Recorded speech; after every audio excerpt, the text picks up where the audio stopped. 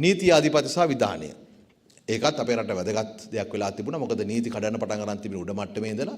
ඒක දැන් අපි මේ රටේ නීතිය ක්‍රියාත්මක වෙනවායි කියන විශ්වාස හදලා තියෙනවා. ඒ මත තමයි අපි ඉස්සරහට කටයුතු කරමින් යන්නේ.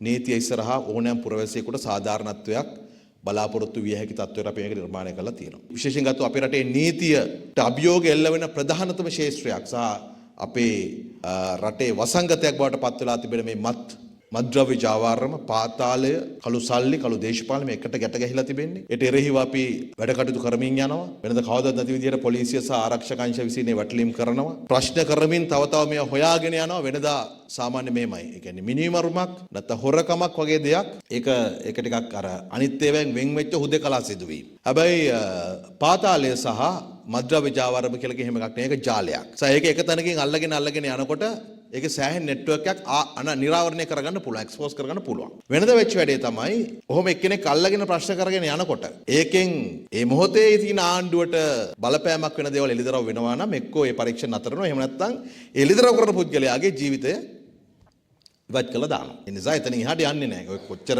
මහා කඳුරේ මధుශාරි කවුරු හරි අල්ලගෙන ආවිල්ලා ප්‍රශ්න කරගෙන යනකොට එක තැනක එහාට යන්න දෙන්නේ නැහැ. නමුත් දැන් අපි අත්තරකට අරගෙන මේ ප්‍රශ්න කරමින් යන පුද්ගලයන්ගෙන් එළිවෙන තොරතුරු අනුව ඔබට තේරෙනවා ඇති සමහරට අවුරුදු 10 12ට කලින් සිදුවෙච්ච ඝාතන පැහැර ගැනීම සම්බන්ධයෙන් තොරතුරු එළිදරව් වෙනවා සහ පහුගිය කාලෙදී අපරාධ පරීක්ෂණ දෙපාර්තමේන්තුව යම් මට්ටමකට ඒ පරීක්ෂණ සිදු කරලා හඳුනාගත නොහැකි එහෙම නැත්නම් ඒ දාමය ඒ නෙට්වර්ක් එක සම්පූර්ණ කරගන්න බැරි වෙච්ච සමහර කොටස් දැන් සම්පූර්ණ පටන් අරගෙන තියෙනවා. ඒ කියන්නේ විශ්වාස තියන්න පුළුවන්. දැන් අපි ලංකාවට යනකොට 30 වෙනිදාට අනුකුමාර සානක සහෝදරයාගේ ප්‍රධානත්වයෙන් රටම එකට පෙළගස්වමින් මේ විෂ මද්ද්‍රව්‍ය සහ පාතාලට එරෙහිව විශේෂ විෂ මද්ද්‍රව්‍යවලට එරෙහිව ජාතික සභාවක් හදලා ඒකට දැවැන්ත මෙහෙයුමක් සිදු කරනවා. ජනතාවගේ විශාල සහයෝගයක් ලැබෙනවා. පොය කාලේ එහෙම අයිස් හෙරොයින් අත්අඩංගුවට ගැනීමේදී ජනතාවගේ විශාල සහයෝගයක් ලැබුණා.